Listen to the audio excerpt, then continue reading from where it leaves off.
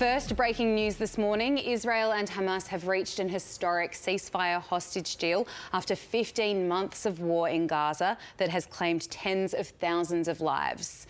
There have been celebrations on the streets of the besieged enclave, with the complex multi-staged agreement due to take effect from Sunday local time. 33 hostages will gradually be released, while dozens, possibly hundreds of Palestinian prisoners will be freed from Israeli jails in the coming weeks. Let's go straight to our Middle East correspondent, Matthew Doran. Matthew, what do we know exactly about this deal? Emma, good morning to you. The details of it are still coming through and still being digested, including by people here at Hostages Square in Tel Aviv, where a somewhat sombre or withdrawn sort of vigil is being held for the hostages who are still in Gaza and will be released as part of this deal. What we know is that this ceasefire deal, this is not the end of the war in Gaza. This is a first step.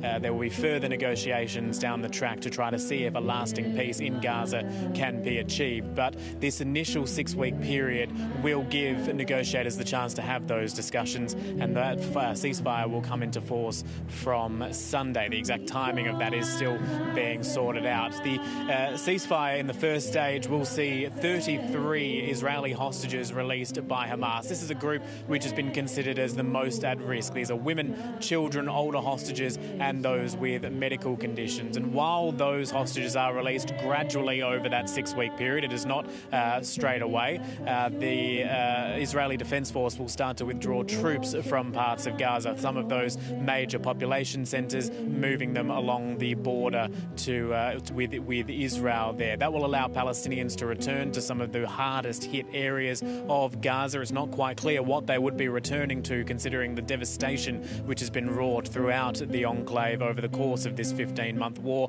but they will be allowed to return. And again, another gradual approach here, the release of Palestinian prisoners from Israeli jails who Hamas had demanded be freed. There will be dozens, if not hundreds, potentially up to 1,000 prisoners released as a result of this. Those broad principles are the same as what were put forward by Joe Biden back in June last year, and he is among those who's commented about this deal this evening, saying that it is a significant diplomatic victory for the mediators, the US, Egypt and Qatar, but also for Israel and Hamas after many, many months of deadly fighting.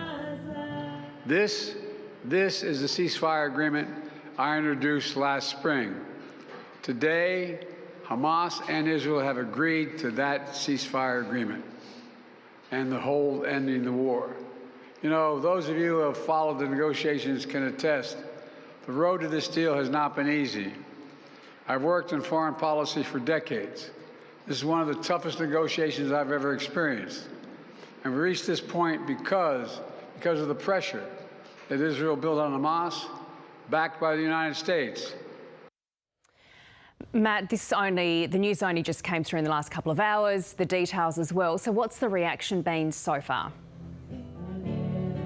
Well, certainly in Gaza we've seen celebrations on the street. There is joy and hope in Gaza that this could be the end of this deadly onslaught that the people there have experienced over the course of these 15 months, while Israel has been targeting Hamas militants following the deadly October 7 attacks. Here in Israel it has been more muted, as I've pointed out before, but just before that announcement was made by the Qatari Prime Minister in Doha, there was a protest a short walk from here on the other side of the IDF's headquarters here in Tel Aviv, where some hostage families were very concerned that this ceasefire could fall over after that initial 6-week period, that the remaining hostages, and this is 33 being released in this first phase out of 98 believed to still be held by Hamas, that the remaining hostages may well be left behind. They may well be forgotten if fighting kicks off again. And the main person that they were blaming, these families were blaming for the delays and for the nature of this deal, was the Prime Minister, Benjamin Netanyahu.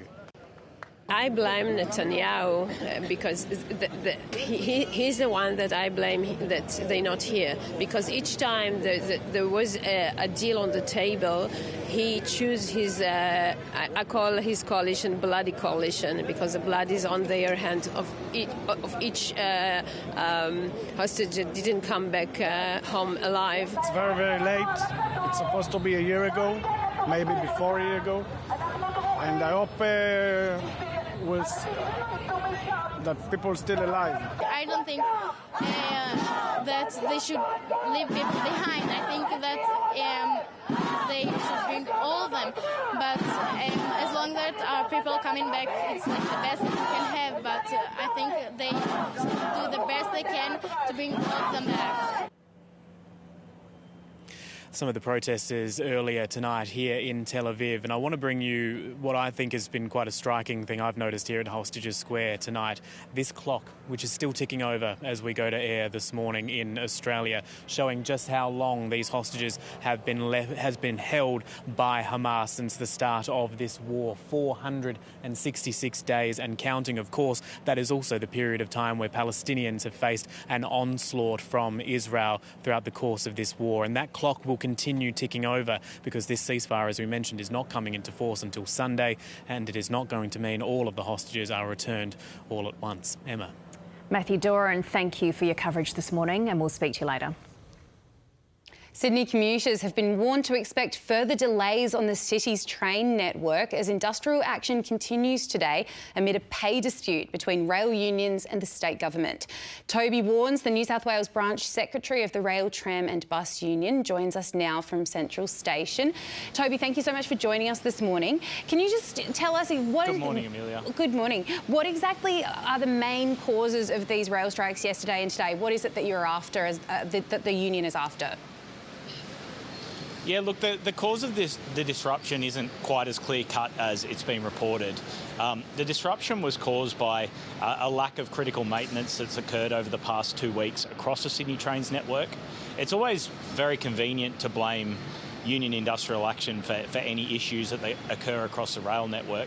Of course, we had a go slow on where trains were travelling at 23 kilometres slower than their posted limit, over 80 kilometres per hour. But there's no way that would have caused this level of disruption that we saw yesterday. OK, but, you know, this has obviously factored in, right, Toby? I mean, this is a big part of it still. Look, the go slow isn't.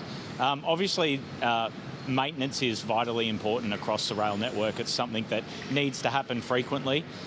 For the past 2 weeks, for whatever reason, Sydney Trains Engineering and Maintenance Branch senior management have failed to perform that critical maintenance. And when it came to sort of the last hour before it had to be completed, one of the unions of the combined rail unions implemented a ban, and that stopped that maintenance from occurring. So that's why we're seeing the disruptions that occurred throughout yesterday, and I've heard reported are continuing today. OK, and so when it comes to the deal, though, between the union and the state government, can you tell me more about that? Like, what is it that you actually want and when will it come to an end, do you think? So we've had an offer put on the table on Monday. We worked through the details on Tuesday. Unfortunately, we weren't able to finish speaking through those details due to a political press conference that was held at around 1 o'clock on Tuesday. So far, what we've gathered is the deal involves a 14% pay increase over the course of 4 years, which equates to roughly 3.5% per year. The government continues to spruik that it's actually 15%, but that accounts for an additional 1% super, which is federally mandated to flow through anyway. So it's hard to say that's part of the offer. Otherwise, the government's asking us to give up some of our rights that sit within the enterprise agreement concerning safety risk assessments that have to occur when changes are made to the railway network. We're not 100% sure why the government is asking us to give up important safety protections that sit within the enterprise agreement, and we're still waiting for a response from the government as to why that is. So is there anything that you would like to say, I guess, to all of the commuters who are extremely frustrated and might not be really on the union's side at this point? Yeah, look, we understand the frustration, of course. A lot of our members are frustrated. They were impacted by the delays yesterday as well. What we do ask is that people don't take out that frustration on frontline staff. A lot of frontline staff put in a lot of hours, work very unsociable hours for not a great deal of pay. Don't take it out on frontline workers. We understand that people will be frustrated. Obviously, there's two parties to this dispute, us and the New South Wales government. Unfortunately, the New South Wales government walked away from the negotiating table about 42 days ago, and we haven't really seen them since. If the New South Wales government just sits at the negotiating table with us and thrashes out the details around some of the savings that we found that could aid in upping that pay increase, then I'm confident that we can get this deal done very, very quickly. I told the media yesterday that my entire bargaining team is standing ready to negotiate with the government. We just need the government to show will and sit around the negotiating table with us. Thank you so much for your time this morning. Toby Warnes, New South Wales Branch Secretary of the Rail, Tram and Bus Union. Now, with more of today's top headlines, here's Tom. Thank you very much, Amelia. Good morning. Prime Minister Anthony Albanese and Foreign Minister Penny Wong have issued a joint statement welcoming news of the Israel-Hamas ceasefire deal. The statement urges all parties to respect the terms of the agreement and to safeguard a lasting peace. The alleged murder of a woman in Alice Springs this week has domestic violence services pleading with the Northern Territory government to urgently release funding. The government earlier earmarked $180 million for the sector, but this pool remains unspent after nearly 5 years. Patrick Jungala Nolan faced Alice Springs local court on Wednesday, charged with murdering his partner. Great point. I know that Former Labor leader Bill Shorten will retire from politics on Monday. Now, that's 9 days earlier than originally planned. Political pundits say that early departure will give Prime Minister Anthony Albanese the opportunity to refresh his cabinet ahead of the election campaign. The ABC understands Ministers Amanda Rishworth, Katie Gallagher and Anne Ali will take responsibility for Mr Shorten's NDIS and government services portfolios.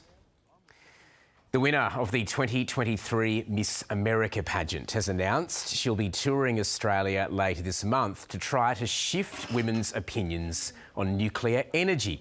Grace Stanke, who's also a nuclear engineer, will be making her Canberra stop to coincide with the first week of parliamentary sittings. The 6-city promotional tour is being bankrolled by Australian businessman Dick Smith and the Nuclear for Australia organisation.